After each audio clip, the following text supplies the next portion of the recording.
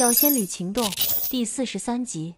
蓝忘机道：“我进去陪线线，你受伤了。”蓝启仁朝不明就里的蓝曦臣使眼色：“快去处理好伤口，一会儿无限见你一身尘灰血色，免不了心疼。”蓝忘机道：“无事，线线疼起来有我在身边会好受些。”蓝曦臣不懂就问：“叔父，你眼睛进飞虫了？”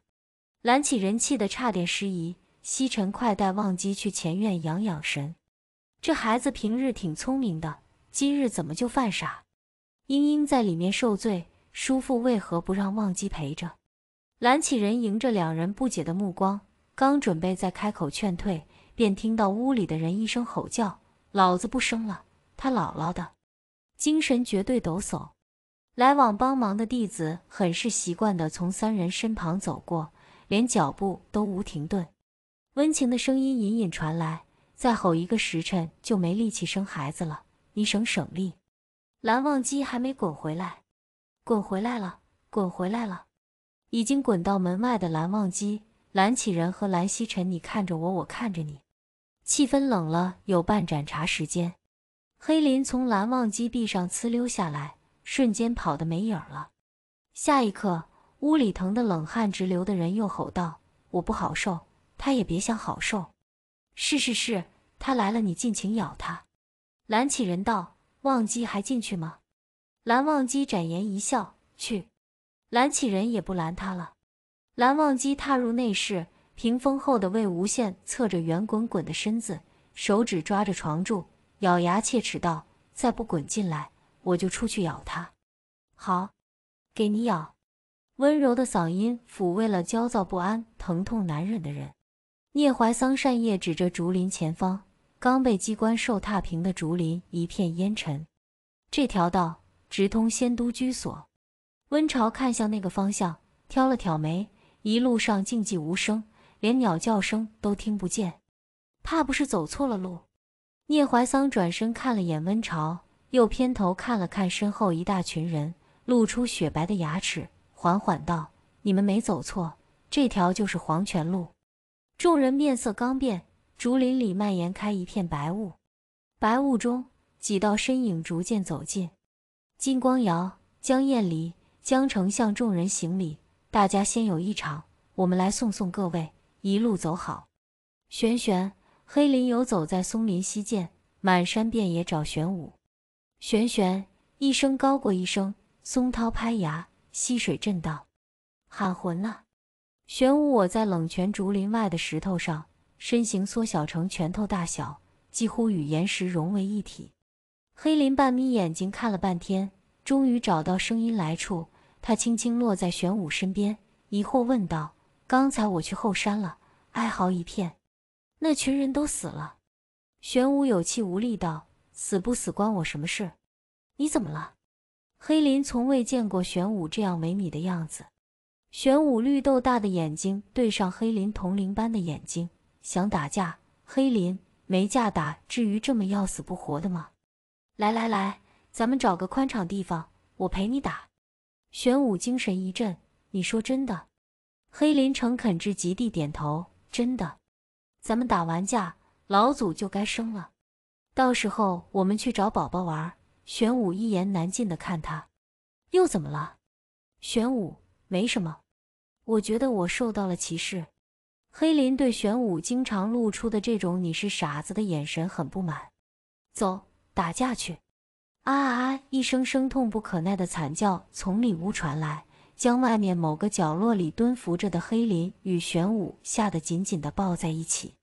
几个时辰，每一分每一秒都是漫长的熬，却似乎一成不变。里屋依旧惨叫连连，愈发高亢。都这么久了，怎么一点进展都木有？黑林急得像热锅上的蚂蚁，恨不得立马冲进去，为老祖分担一分痛苦。生孩子这事，不是你我了解的范畴，而且也急不来。况且仙都也在里面，只能听天由命。我们唯有祈祷父子皆安。玄武的舌头蹭了蹭黑林的布满鳞片的身体，以示安慰，让黑林心中的躁动不安逐渐平息下来。玄说得对，让我们一起祈祷吧。玄武温柔地看向闭眼祈祷的黑林，心道：待老祖尘埃落定，我们也研究研究，在生命太和谐中整眼生息之事。又一盘血水从里屋端出，颜色愈发鲜艳。匆匆忙忙的脚步声回响廊下，让平日清幽的云深部之处增添了几分紧迫。魏无羡痛极的嘶吼声更是让每个人心底的弦紧绷起来。蓝曦臣、蓝思追等人自是不用说，就连平时刻板严肃的蓝启仁亦情不自禁来回踱步，时不时朝着里屋张望。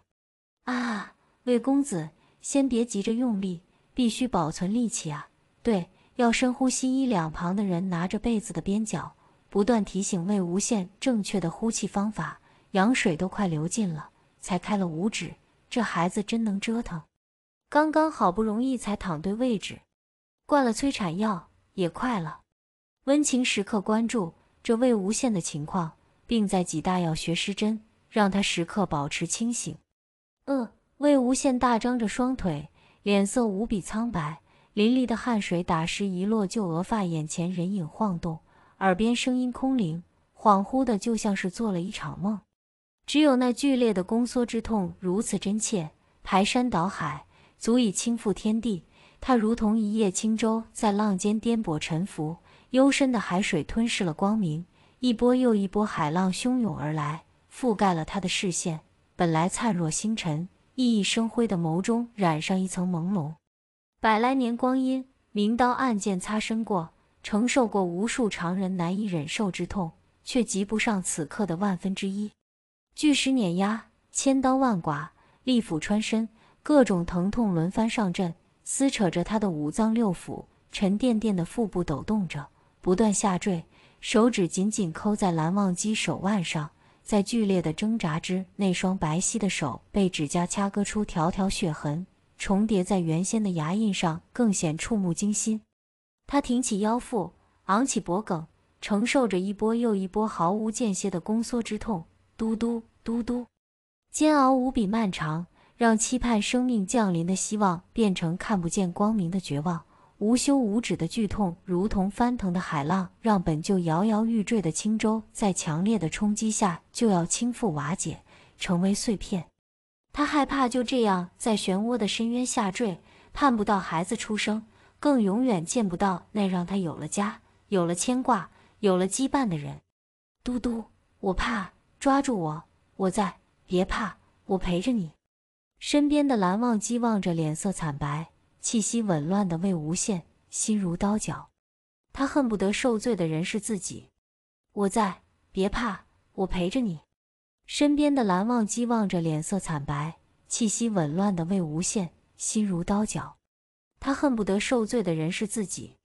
刚还精力充沛、骂人咬人的魏无羡，在惨痛的折磨下如此脆弱无助，蓝忘机不由自主地反握住他已被汗水飘湿的手心。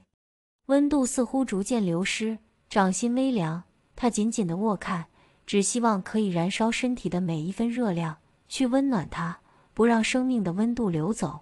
阵更加剧烈的痉挛让魏无羡浑身抽搐，啊，好痛！嘟嘟，救我！魏无羡再度扬起脖子，嘶声叫喊。羡，蓝忘机心头一阵紧缩，太好了，终于开拳10指了，可以用力了。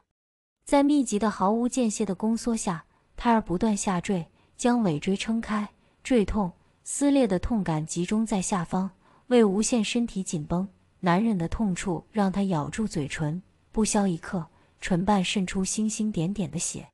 仙都，快把布帛给他咬住，不然会将嘴唇咬伤。蓝忘机被魏无羡紧紧掐住手腕，腾不出手，慌忙之下俯身吻在他唇上。魏无羡已经痛得失去思考能力，唯有唇上这点温热和熟悉的气息让他得以喘息。蓝忘机任由他咬着唇，即使痛得脸色发白，亦毫无怨言。比起在这分娩的生死劫中沉浮跌宕的剧痛，这点痛算得了什么？又一阵宫缩来袭，这一次宛如海浪上翻卷的飓风，将他卷集到风中泉眼。孩子在狭小的甬道中不断下滑，本能地循着光明的出口冲破层层阻碍。魏无羡顺势不由自主地发力。呀，隐隐听到骨骼被撑破的咔嚓声，身体似乎被撕开成两半，感受到一股股热流正顺着甬道喷涌而出。头，看到头了，太好了！所剩无几的羊水被鲜血的颜色沾染，将魏无羡身下素白的垫布染红，婴儿的小片胎发在他被撑大的六口中若隐若现。魏无羡哽在喉中的闷哼，引发剧烈的咳嗽。蓝忘机感觉口腔中一股腥甜，牙齿一松，魏无羡的头无力地偏倒在枕上，人已经晕厥过去。糟了，魏无羡没力了，羊水已几乎流尽，孩子再不出来，恐怕伊温情脸色大手也不闲着对魏无羡挤大药学施针，刺激他尽快清醒过来。不，我绝不让他有事。羡，你醒醒，孩子等着你，我也等着你。你不是一直希望有个完整的家吗？一定要坚持下去啊！情势刻不容缓，蓝忘机握着他冰凉的手，把灵力源源不断地注入他的身体。不知过了多少片刻，魏无羡悠悠转醒，眼中透着从混沌中清醒的茫然。方才他身体坠落到寒冷结冰的世界里，森森寒意将一切生命冻结，冷寂无边，毫无生机。踟蹰中，地上晶莹的冰块将他双脚粘合，让他止步不前。这片死气沉沉的大地，百年如一日，毫无演变，静待腐朽。绝望在延伸，无尽的冷意也在麻木思维，甚至生出了厌世悲观的情绪。